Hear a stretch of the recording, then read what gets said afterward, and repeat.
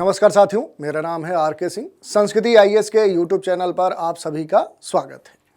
आज के एपिसोड में हम जिस विषय की चर्चा करने वाले हैं वो विषय है कि लुटेरों के खाते में अब पहुंच नहीं पाएगा ऑनलाइन फ्रॉड का पैसा, और इसके लिए सरकार कोई नई तरकीब लेकर आ रही है। तो इसी विषय की हम चर्चा करेंगे और इससे जुड़े हुए जितने भी अहम पहलू हैं उन पर भी संक्षिप्त रूप से हम प्रकाश डालेंगे। तो चलिए देख लेते हैं सबसे पहले कि आखिर न्यूज़ क्या है। तो देखिए, ये न्यूज़ है ऑनलाइन जो फ्रॉड होते हैं। ऑनलाइन फ्रॉड के बहुत सारे तरीके होते हैं, प्रोसेस होते हैं, और उन्हीं पर कंट्रोल करने के दृष्टिकोण से ये न्यूज़ महत्वपूर्ण है। न्यूज़ है कि लुटेरे जो हैं उनके खाते में अब पहुंच नहीं पाएगा जो भी अलग अलग ऑनलाइन फ्रॉड के तरीके हैं, उन फ्रॉड के द्वारा जो पैसा होगा वो उनके अकाउंट में नहीं पहुंच पाएगा। और इसके लिए कहीं ना कहीं देखें तो जो सरकार है अब वो एक्टिव हो चुकी है। सरकार नए नए तरीके निकाल रही है और इसके बारे में ये कहा जा रहा है कि जो सरकार है और जो अपने देश का आरबीआई है, रिजर्व बैंक ऑफ जो इंडिया है, दोनों मिलकर कहीं ना कहीं जो ऑनलाइन फ्रॉड है, जो धोखाधड़ी है, उस पर अंकुश लगाने के लिए और जो मनी है, धन है, उसको ब्लॉक करने के वास्ते एक कूलिंग ऑफ पीरियड शुरू करने पर विचार कर रही है। कूलिंग ऑफ जो एक सुविधा है वो शुरू करने पर विचार कर रही है।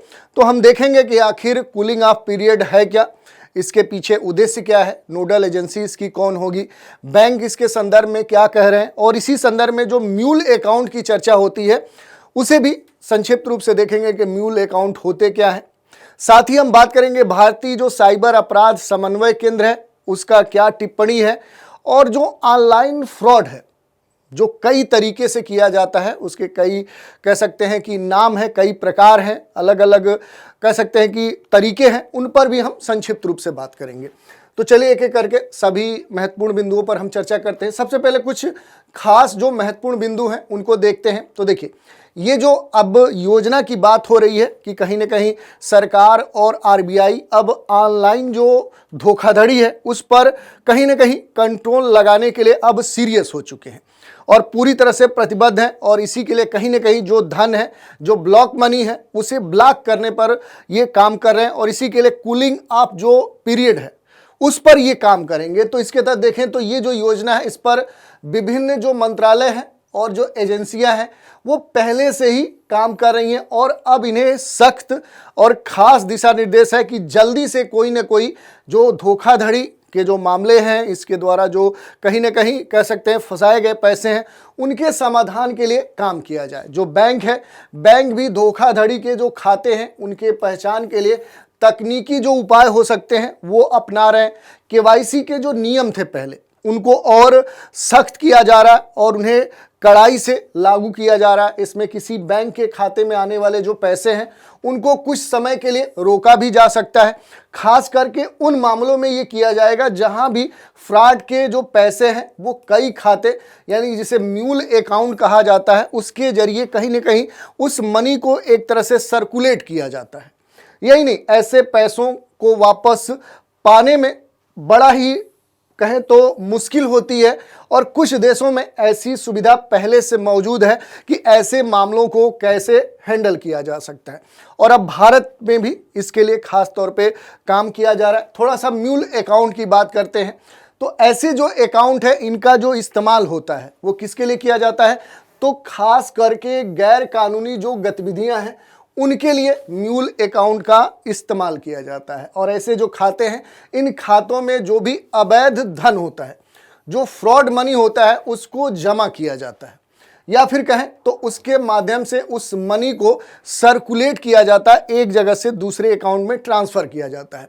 और इन खातों का जो इस्तेमाल है वो कई गतिविधियों में किया जा सकता है, जैसे कि जितने भी इलीगल गतिविधियां हैं, जैसे मनी लॉन्ड्रिंग है, अवैध जो सट्टेबाजी है, विदेशी मुद्रा जो व्यापार है, टैक्स की जो चोरी है, तो इन गतिविधियों में कहीं ना कहीं इस पैसे का इस्तेमाल बड़े स्तर पे किया जाता है। इन अकाउंट का जो म्यूल अकाउंट है इनका भी कहीं ना कहीं इसमें इस्तेमाल किया जाता है। अब एक और बात आती है जो कूलिंग ऑफ पीरियड कहा जा रहा है, कि जो सरकार है वो आरबीआई के साथ मिलकर जो ऑनलाइन धोखाधड़ी पर अंकुश लगाने के लिए जो भी मनी है धन है उसे ब्लॉक करने के वास्ते एक कूलिंग ऑफ पीरियड शुरू कर रही है या शुरू करने पर विचार कर रही है। तो इसके बारे में थोड़ा सा देखते हैं कि कूलिंग ऑफ जो पीरियड है आखिर ये क्या है, इसका उद्देश्य क्या है। तो देखिए, जो भी अभी तक प्रपोजल है उस प्रस्ताव के तहत देखें तो कूलिंग ऑफ जो पीरियड है, इसका जो मकसद है, जो मोटो है, यही है कि फ्रॉड के जो पैसे हैं वो तुरंत ट्रांसफ़र ना हो। अगर कोई भी धोखाधड़ी पैसे के मामले में, अकाउंट के मामले में किए जा रहा है, तो ऐसे जो पैसे हैं वो तुरंत एक अकाउंट से दूसरे अकाउंट में क्या हो, ट्रांसफ़र ना हो। और योजना पर कार्य करने वाले जो कुछ खास इसके तहत मंत्रालय है, उसमें देश का जो गृह मंत्रालय, होम मिनिस्ट्री है, फिनेंस मिनिस्ट्री है, इंफॉर्मेशन टेक्नोलॉजी मिनिस्ट्री है, आरबीआई है, तो ये मिलकर इस पर खास तौर पे जो कूलिंग ऑफ पीरियड है और इससे संबंधित जो भी समाधान हो सकते हैं उन पर काम करें। इसके संदर्भ में बैंक भी कई सारे जो कदम हैं अपने स्तर पे उठा रहे हैं। जैसे बैंक भी जितने भी म्यूल अकाउंट्स हैं उनसे निपटने के लिए कई सारे जो कदम हो सकते हैं वो उठा रहे हैं।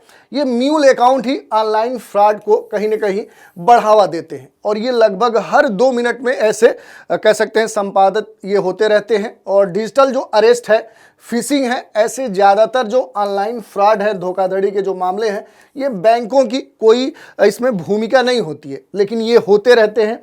और फ्रॉड के जो पैसे हैं उनको निकालने के लिए कहीं ना कहीं जो म्यूल अकाउंट है उसी का इस्तेमाल किया जाता है। भारतीय साइबर जो अपराध समन्वय केंद्र है वो 14C के द्वारा नागरिकों को कुछ खास सलाह देता है। वो कहता है, 14C ने नागरिकों को ये सलाह दी है कि वे अपने बैंक के जो खाते हैं, कंपनी पंजीकरण के जो प्रमाण पत्र हैं, उद्यम जो आधार पंजीकरण प्रमाण पत्र है, किसी को न बेचे और न ही किराए पर दे या ऐसे दे। नागरिक किसी भी साइबर अपराध की जो सूचना है वो हेल्पलाइन नंबर 1930 या फिर कह सकते हैं कि www.cybercrime.gov.in पर तुरंत दें।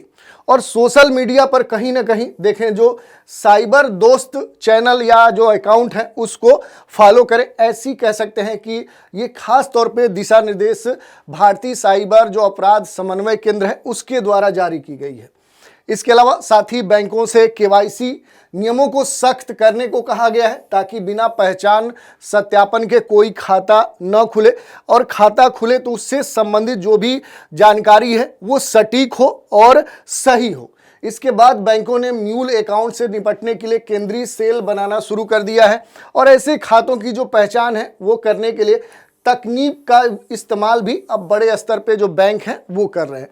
तो ये हमने देख लिया कि बैंक के स्तर पे क्या कार्य किए जाएंगे। हर बैंक में अब म्यूल अकाउंट पर चर्चा हो रही है। 1 साल से देखें तो पहले म्यूल अकाउंट पर मुद्दा शायद ही बड़े स्तर पे चर्चा में था, लेकिन अब हर जगह ये जो मुद्दा है कहीं ना कहीं चर्चा में बना हुआ है। और 1 वर्ष पहले म्यूल अकाउंट्स का मुद्दा शायद मिड लेवल मैनेजमेंट के लिए चिंता का विषय था, लेकिन आज ये हर बैंक के सीईओ के एजेंडे में सबसे पहले है। तो म्यूल अकाउंट पर खास तौर पे अब बैंक काम कर रहे हैं और बैंक उन खातों को भी बंद कर रहे हैं जिनमें 2 साल से कोई लेन देन अभी तक नहीं हुई है। तो अगर कोई अपने खाते को लंबे समय तक ऐसे ही छोड़ दिया है तो उसे भी कहीं ना कहीं अब इनएक्टिव किया जाएगा और ऐसा उनके दुरुपयोग को रोकने के लिए ध्यान में रखते हुए किया जा रहा है। म्यूल जो अकाउंट है ये मुख्य रूप से देखें तो 2 टाइप्स के होते हैं, 2 प्रकार के होते हैं। कुछ मामलों में खाता धारक जानबूझकर इसमें शामिल होते हैं जिससे वे फ्रॉड में भागीदार बन जाते हैं। दूसरे मामलों में वे अनजाने में शिकार हो जाते हैं, उन्हें पता ही नहीं होता है कि उनके खातों का कहीं ना कहीं मिसयूज हो रहा है, उसका दुरुपयोग हो रहा है। तो इस तरह से ये 2 टाइप्स के अकाउंट होते हैं। अब थोड़ा सा बात कर लेते हैं भारतीय साइबर जो अपराध समन्वय केंद्र है। 10 जनवरी 2020 से शुरू हुई देश में साइबर अपराध से समन्वित और व्यापक तरीके से निपटने के लिए कहीं ना कहीं भारत सरकार का जो होम मिनिस्ट्री है, गृह मंत्रालय है, उसी की ये एक इनिशिएटिव है, एक पहल है। ऑनलाइन अब थोड़ा सा धोखाधड़ी के बारे में देखते हैं। धोखाधड़ी के कई सारे प्रकार होते हैं जो कहीं ना कहीं इंटरनेट और डिजिटल प्लेटफॉर्म के माध्यम से संचालित होते हैं। जैसे अलग अलग जो धोखाधड़ी के प्रकार हैं, जैसे फिशिंग है, फेक जॉब है, अकाउंट टेक ओवर है, विशिंग है, यूपीआई फ्रॉड है, ऑनलाइन शॉपिंग है। इन पर थोड़ा सा हम एक एक करके बात करते हैं। जैसे बड़ा ही फेमस रहता है फिशिंग। फिशिंग क्या है? तो इस फिशिंग में देखें, ये एक तरह से ऑनलाइन फ्रॉड का एक तरीका है और इसमें धोखेबाज किसी भी वैलिड इंस्टीट्यूट का, किसी भी वैध संस्था जैसे बैंक है, ऑनलाइन जो सर्विस है, उसके रूप में कहीं ना कहीं ईमेल या एसएमएस किसी को भेजता है। लोगों से व्यक्तिगत जो भी जानकारियां होती हैं, जैसे उनके जो भी अकाउंट हैं या जो भी ऐसे प्राइवेसी वाले जो भी कह सकते हैं कि चीज़ें हैं, उनसे संबंधित जो पासवर्ड है, उनके जो क्रेडिट कार्ड का नंबर है या फिर बैंक से जुड़े हुए जो भी डिटेल हैं वो उनसे पूछ लेते हैं और कहीं ना कहीं इसके माध्यम से वो ये जो जानकारियां हैं वो चुरा लेते हैं। ऐसे ही स्पूफिंग है, इसमें धोखेबाजी या कहें धोखेबाज जो होता है किसी अन्य व्यक्ति या संस्था के पहचान का अनुकरण करते हैं ताकि वे अपनी जो असली उनका जो मोटो होता है, जो उद्देश्य है, वो छिपा सके। जैसे किसी आधिकारिक व्यक्ति या कंपनी के नाम से गलत ईमेल भेजना। मालवेयर की बात करें तो इसमें धोखेबाज जो होता है वो वायरस, ट्रोजन, हार्स, रैनसमवेयर, ऐसे कई सारे जो रूप हैं उनसे दुर्भावनापूर्ण तरीके से सॉफ्टवेयर भेजते हैं जो उपयोगकर्ता, जो यूजर्स हैं, उनके कंप्यूटर या मोबाइल डिवाइस को कहीं ना कहीं इफेक्टेड करते हैं और फिर व्यक्तिगत जो भी उनकी जानकारी है वो उनसे चुरा ली जाती है और फिर कह सकते हैं उसे वो लॉक कर सकते हैं और इसके साथ ही उनके साथ कोई भी ऑनलाइन फ्रॉड हो सकता है।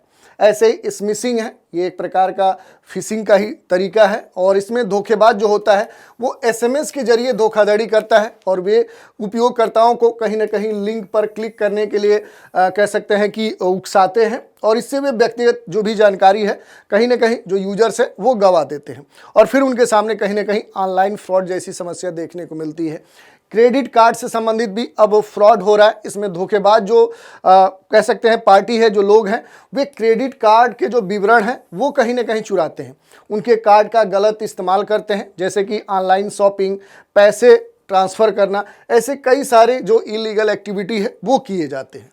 ऑनलाइन शॉपिंग के संदर्भ में भी धोखाधड़ी के मामले देखने को मिल रहे हैं। इसमें कहीं ना कहीं धोखेबाज नकली या धोखाधड़ी वाली जो वेबसाइट्स हैं या फर्जी जो ऑनलाइन शॉपिंग ऑफर्स हैं उनके जरिए लोगों को कहीं ना कहीं आकर्षित करते हैं और उनसे पैसे लेकर उन्हें माल या सेवाएं नहीं भेजते। जैसे आप देखे होंगे अक्सर ये देखने को मिलता है कि कोई ऐसा प्रोडक्ट, जैसे मान लिया कि एप्पल का कोई मोबाइल है जो मान लिया कि वो 1 लाख से ऊपर का है, लेकिन उसकी जो प्राइसिंग है वो कहीं ना कहीं आप देखेंगे कि 2 या 4 हज़ार की प्राइसिंग में दर्शाई जाएगी और फिर कहीं ना कहीं आप उस लुभावने कह सकते हैं कि ऑफर के चक्कर में फंसते हुए कहीं ना कहीं आप ऑनलाइन फ्रॉड के चक्कर में फंस जाते हैं। तो ऐसे मामले देखने को मिलते हैं। यही नहीं, नकली जो नौकरी ऑफर है, फेक जॉब ऑफर है, ये भी आजकल बड़ा ही प्रचलन में है। इसमें जो भी धोखेबाज लोग होते हैं, इन लोगों को नौकरी का झांसा देकर उनसे पैसे ऐंठना या जो भी व्यक्तिगत जानकारी है वो ये प्राप्त कर लेते हैं।